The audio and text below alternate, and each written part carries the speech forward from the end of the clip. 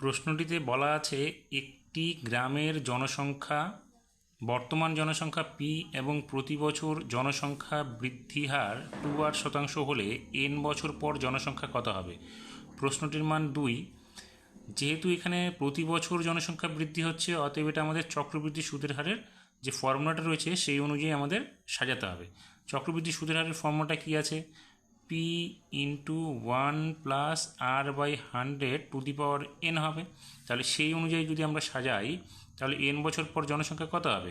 এখানে পি হচ্ছে বর্তমান জনসংখ্যা, তাহলে পি ইন্টু 1 প্লাস এখানে আর বলতে আমাদের কত আছে? 2r%। তাহলে আমরা লিখব 2r by 100 to the power n বছর পরে।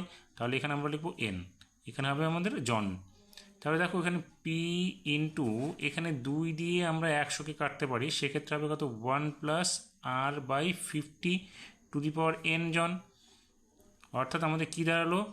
P into 1 plus R by 50 to the power n জন। এটা হবে আমাদের কি?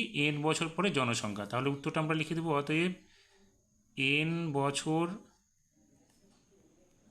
পর জনসংখ্যা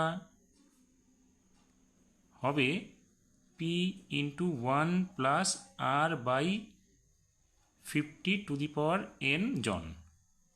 এই হয়ে গেল আমাদের উত্তর।